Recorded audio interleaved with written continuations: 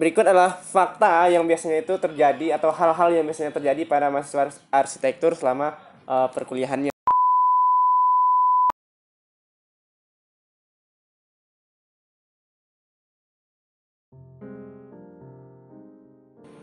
Oke, assalamualaikum warahmatullahi wabarakatuh. Kembali lagi bersama saya, Andri Yamesa.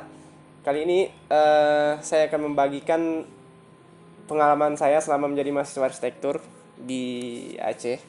Jadi untuk teman-teman yang mau berniat kuliah di jurusan arsitektur ataupun yang udah lulus dan bakalan menjadi mahasiswa arsitektur, kayaknya ini akan bermanfaat banget untuk teman-teman.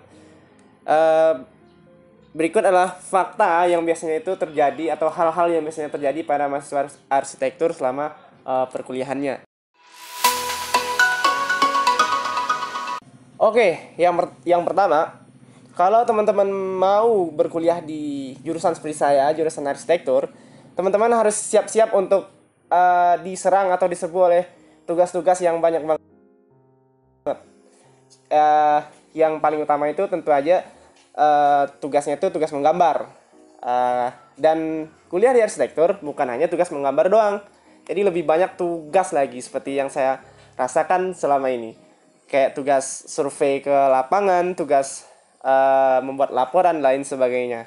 Jadi kalau untuk teman-teman yang ingin berkuliah di jurusan arsitektur, teman-teman harus siap untuk diserang tugas-tugas yang sangat banyak.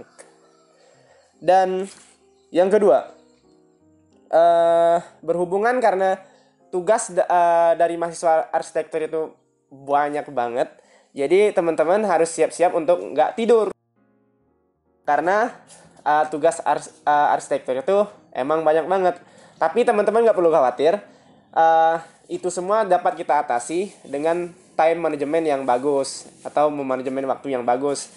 Jadi kalau teman-teman tugasnya banyak, jadi bukan teman-teman nggak bisa melakukan hal lain, bisa, tapi dengan time management yang bagus. Jadi mahasiswa arsitektur itu dituntut harus mempunyai atau bisa memanage waktunya dengan baik.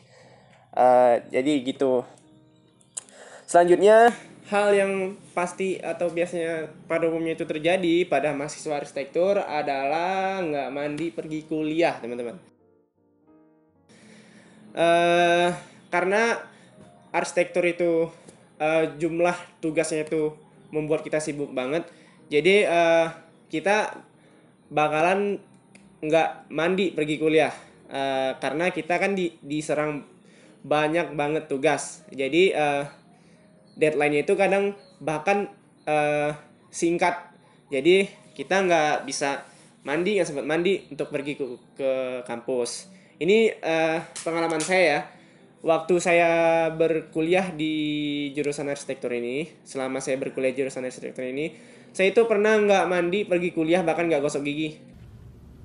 No! God, please, no! No! No! No! Ke kampus.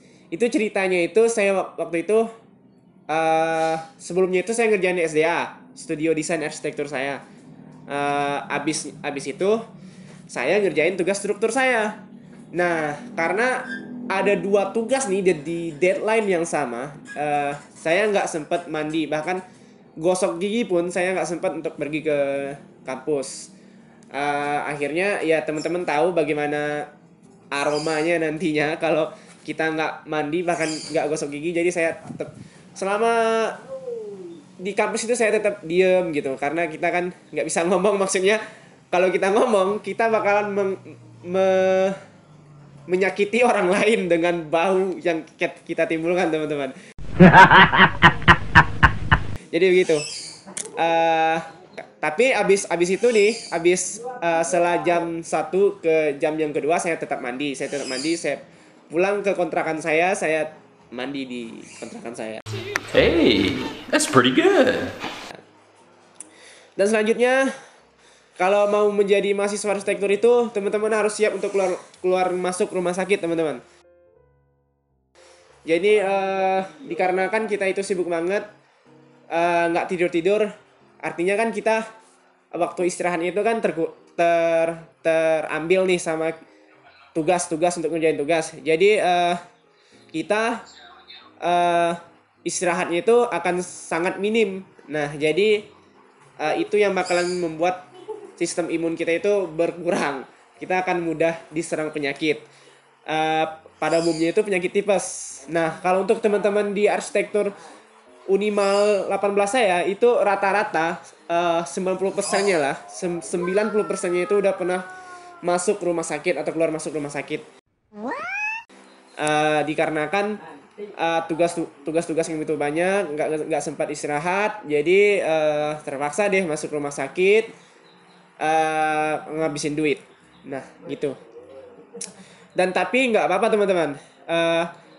Mahasiswa arsitektur itu solid banget. Jadi misalnya nih jika ada satu orang aja yang sakit ke rumah sakit itu satu angkatan itu akan pergi. Bahkan sampai alumni akan pergi ke rumah sakit untuk jenguk teman-teman yang sakit.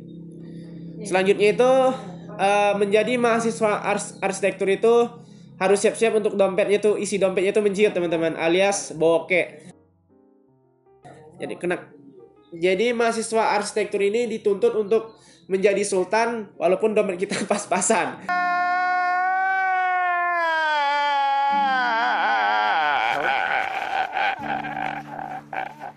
Karena apa? Karena modal untuk mengerjain tugas-tugas arsitektur itu banyak atau modalnya itu tinggi. Kayak ngeprint kertas, kertas spanduk, albatros dan sebagainya. Karena print kertas A2, ukuran A1, A0, bahkan ukuran kertas yang segede spanduk gitu, itu udah biasa untuk mahasiswa arsitektur. Jadi mahasiswa arsitektur itu harus bisa memanage uangnya dengan baik. Apalagi kalau teman-teman udah buat market nih. Kalau udah buat market itu biasanya itu jutaan habis hanya untuk buat satu market doang. Kayak beli duplex, lem, gunting, kertas, dan cutter, dan kayu, dan lain-lain. Apalagi kalau teman-teman mau menghasilkan market yang bagus menggunakan 3D printing. Nah, itu 3D printing sekali print itu biasanya kalau untuk market dengan skala-skala yang 100 atau sebagainya yang cukup gede juga, itu biasanya habisin duit jutaan. Minimal itu 1.500.000 atau 1 jutaan. Jadi itu hanya untuk market doang, belum untuk poster dan kertas-kertas lainnya. Jadi mahasiswa arsitektur itu harus bisa memanage uangnya dengan baik. Jadi mahasiswa arsitektur itu disarankan, saya sarankan untuk cari pacar anak manajemen deh, supaya bisa manajemen uang teman-teman gitu ya. Atau cari pacar yang orang kaya teman-teman, orang berduit, anak bupati gitu kayak. Jadi teman-teman bisa minjam atau melakukan hal-hal lainnya untuk mendapatkan uang dari pacar teman-teman.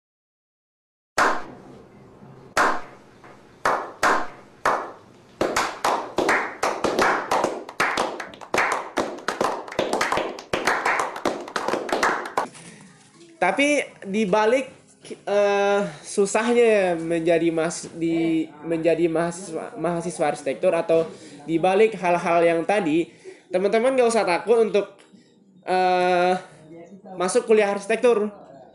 Karena di balik itu semua, mahasiswa arsitektur itu banyak banget keuntungannya. Yang pertama nih, mahasiswa arsitektur itu biasanya sangat disegani di kampus. Itu satu ya. Karena mahasiswa arsitektur itu kayak keren gitu, kayak keren banget di kalangan mahasiswa lain walaupun kita nggak mandi. Sombong amat. Dan kita juga yang paling untungnya itu kita bisa menghasilkan duit sendiri dari selama kita berkuliah. Contohnya nih, kita dikasih project sama dosen-dosen kita, atau project dari luar, atau project dari teman-teman kita. Karena mahasiswa arsitektur itu biasanya udah main-main project-project gitu. selama masa perkuliahannya. Contohnya saya di ini pengalaman saya pernah dikasih project oleh dosen saya, berlima sih, kami berlima. Itu projectnya itu kayak buat maket jembatan. Nah, itu teman-teman kami dikasih duit sebanyak 5 juta dibagi 5. Kan lumayan tuh untuk nambahin jajan-jajan teman-teman selama perkuliahan. Jadi dibalik fakta-fakta yang tadi atau hal-hal yang tadi itu banyak banget keuntungan untuk masuk kuliah di arsitektur. Jadi teman-teman gak usah takut, gak usah ragu untuk milih jurusan ini, karena jurusan ini akan sangat bermanfaat untuk teman-teman. Dan juga prospek kerjanya mahasiswa arsitektur itu tinggi teman-teman. Jadi teman-teman bisa mudah untuk cari kerja. Dan jangan bilang teman-teman arsitektur ini bangun rumah doang, bukan. Arsitektur ini lebih luas lagi, kayak landscape, urban planning. Kita juga membahas tentang perencanaan kota teman-teman, bukan bangun rumah doang. Nah, berikut jadi itu keuntungan masuk ke jurusan arsitektur.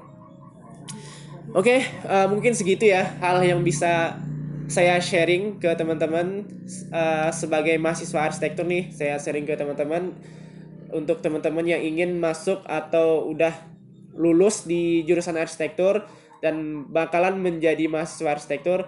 Jadi itu tuh hal-hal yang bakalan terjadi di diri teman-teman saat berkuliah di arsitektur. Jadi teman-teman harus siapin segala halnya untuk menghadapi hal-hal yang saya katakan tadi. Karena hal-hal yang tadi 98% pasti akan terjadi kepada diri teman-teman kalau emang berniat kuliah di arsitektur. Oke. Mungkin segitu. Terima kasih. Jangan lupa support terus channel saya ini dengan cara subscribe dan like video ini. Dan juga jika memang ada kata-kata saya yang salah ataupun teman-teman ingin nambahin nih hal-hal yang harus saya sampaikan di channel saya nantinya atau video-video selanjutnya, teman-teman boleh bubuhin di kolom komentar. Terima kasih teman-teman. Assalamualaikum warahmatullahi wabarakatuh.